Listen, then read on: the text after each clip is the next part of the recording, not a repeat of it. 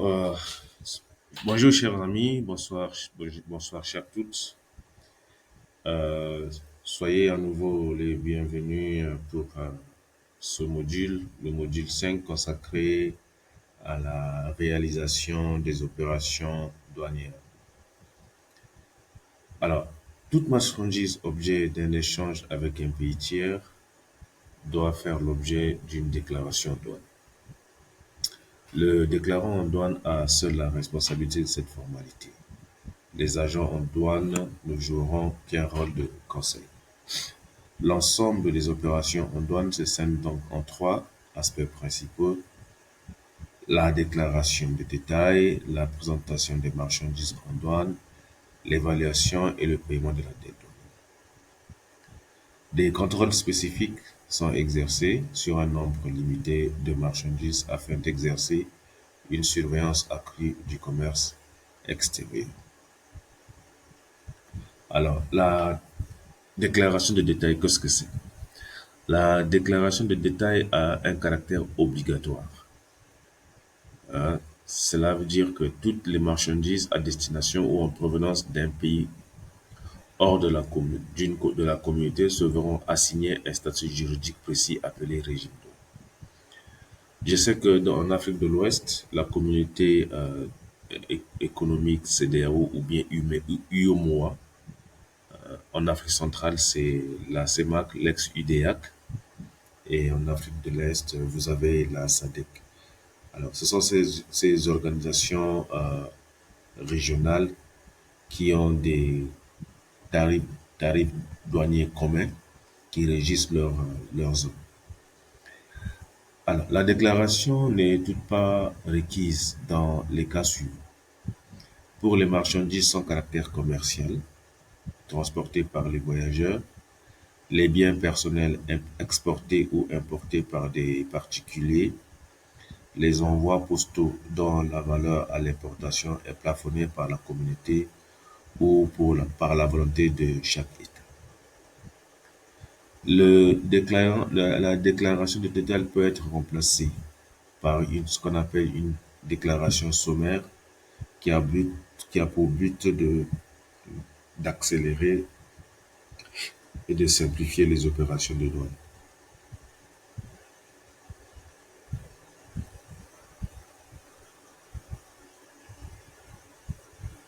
Qui peut déclarer?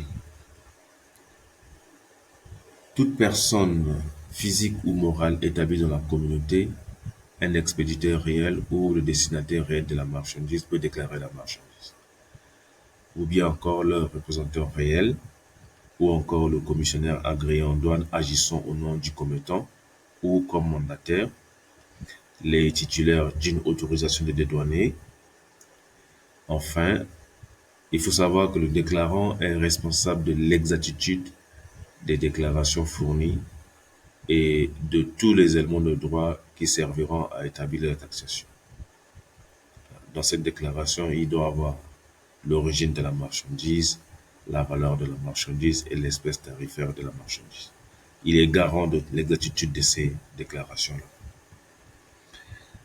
Qu'est-ce que c'est que la procédure D48? La procédure D48 est une procédure qui permet de faciliter la déclaration. Il se peut que vous, chargeur, ne pouvez fournir au moment du dédouanement un document, soit une information devant être contenue dans la déclaration, mais que vous ne le pouvez pas. Alors la douane vous donne d'effectuer la déclaration et de disposer de la marchandise en utilisant la procédure D48. Votre déclarant en douane aura à remplir ce formulaire et s'engagera pour votre compte à produire dans un délai d'1 mois le document manquant, faute de quoi la douane percevra le montant des taxes et des pénalités. D'accord? Alors, quels sont les principaux éléments que doivent contenir la déclaration de douane? Alors, il y a 3 éléments fondamentaux ici. Il y a l'espèce tarifaire, Il y a l'origine de la marchandise, comme on l'a vu tout à l'heure, au plus haut, et la valeur de la marchandise. Ce sont ces éléments principaux-là qui permettent à déterminer et à évaluer la dette douanière. Qu'est-ce que c'est que l'espèce tarifaire? C'est une dénomination attribuée à chaque marchandise en fonction de ses caractéristiques propres par le tarif douanier commun, sous la forme de nomenclature. Cette nomenclature peut être complétée par un code commun additionnel lorsque la réglementation l'exige.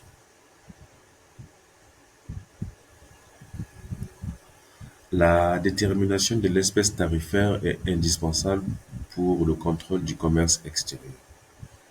Ce numéro d'espèce peut être recherché dans le tarif douanier et permettra ensuite de consulter sur microfiche la réglementation applicable au produit. Alors, vous avez la notion d'origine. Comment est-ce qu'on détermine la notion d'origine? Ce sont des informations nécessaires au traitement différencié de la marchandise elle-même, c'est-à-dire le taux de droit applicable à la marchandise à l'importation, les statistiques du commerce, du commerce extérieur,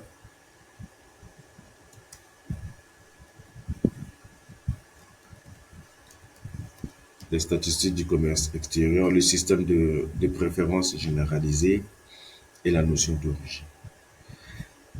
Alors, ces quatre critères sont cumulatifs et doivent tous être remplis pour conférer la notion d'origine à une marchandise.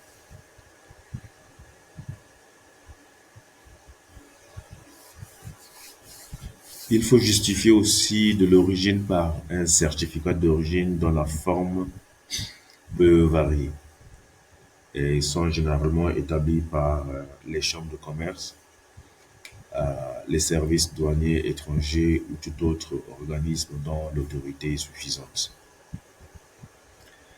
Les produits originaires d'un pays doivent être transportés directement du pays d'origine au pays de destination. Cette condition admet les transbordements ou entreposage sous douane dans les pays intermédiaires. Alors, la valeur en douane, quant à elle, c'est l'un des trois éléments clés pour l'application des mesures douanières et pour l'opération de taxation. Elle est utile pour la mise en œuvre de cautions dans le cadre des régimes douaniers et déterminera l'application éventuelle des mesures de contrôle du commerce extérieur. À l'exportation, la valeur en douane est appréciée hors taxe, sous peine de sortie du territoire national, majoré le cas échéant des frais de transport jusqu'à la frontière. D'accord. Pour dire vrai, la valeur en douane à l'exportation varie en fonction du mode de transport. À l'importation, elle résulte du règlement communautaire et le territoire donné considéré est celui du pays membre de cette même communauté.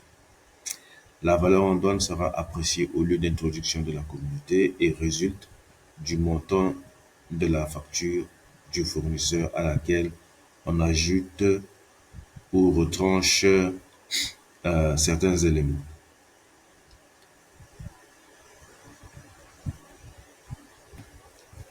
Alors, la présentation des marchandises en douane. Hormis certaines marchandises spécifiques, tous les bureaux de douane sont ouverts aux marchandises sous réserve de leurs compétences fonctionnelles. Ainsi, à l'importation, le dédouanement peut être réalisé dans n'importe quel bureau de la communauté. Des marchandises chinoises, par exemple, débarquent au port de Douala. Elles sont destinées au marché centrafricain. C'est un exemple toujours. La déclaration se fera au guichet unique centrafricain de Douala au Cameroun. Auquel cas, les marchandises vont voyager jusqu'à destination finale à Bangui, où elles pourront être dédouanées, ce qui nécessite l'utilisation de main levée. À l'exportation, par contre, le chargeur, le chargeur doit obligatoirement dédouaner la marchandise dans l'État membre de départ de la communauté où il est établi. Le délai imparti pour les marchandises à l'importation doivent être immédiat. Il y a un délai imparti pour les déclarations des marchandises à l'importation. D'accord? Ces marchandises doivent être immédiatement déclarées à leur arrivée au bureau des douanes. À l'importation, la déclaration doit être faite dans un délai de 3 jours ouvrés après l'arrivée des marchandises au bureau des douanes. Toutefois, certaines procédures octroyées sous condition par la douane permettent aux entreprises d'assouplir les modalités de dédouanement des marchandises. Ce sont des procédures simplifiées au bureau, les procédures de dédouanement à domicile, les procédures de dédouanement express.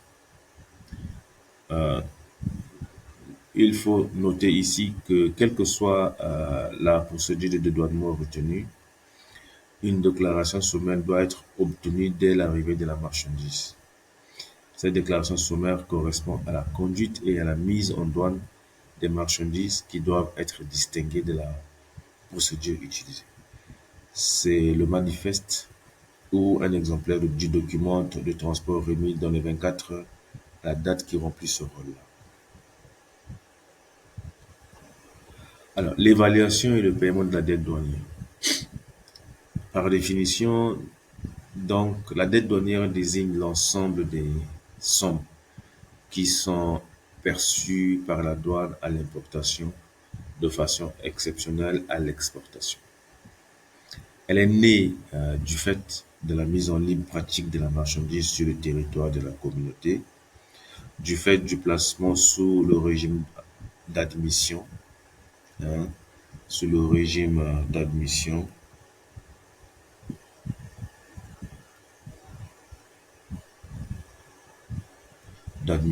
temporaire en exonération partielle des droits, du fait d'une introduction irrégulière sur le territoire de la communauté, du fait de l'introduction des marchandises prohibées ou faisant objet de restrictions. De cette dette douanière devient ensuite exigible dès l'enregistrement de la déclaration. C'est également cette dette que l'on retient pour la détermination des taux applicables. Alors, pour terminer, quels sont les documents d'accompagnement de la déclaration? Ce sont les factures commerciales, les titres de transport, la liste de colisage permettant la vérification des marchandises par le destinataire, la licence d'importation ou d'exportation, le certificat d'origine, le certificat sanitaire, d'accord? Alors, le déclarant a pour rôle essentiel de veiller à la conformité de ces documents pour ne pas allonger inutilement les délais de dédouanement. L'acheteur, c'est-à-dire vous, de votre département Supply Chain Manager, vous devez veiller à fournir tous ces documents pouvant servir à la déclaration et au paiement de la dette douanière. Voilà, merci beaucoup. Nous venons de terminer cette partie du cours consacrée au module 5. Merci beaucoup pour votre attention. Vous avez la possibilité de vous préparer et de préparer toutes les questions nécessaires à notre rencontre, à notre prochaine rencontre dans la prochaine séance. Et ensemble, nous allons débattre de ce module pour pouvoir clôturer notre formation. Portez-vous bien là où vous vous trouvez et à ciao.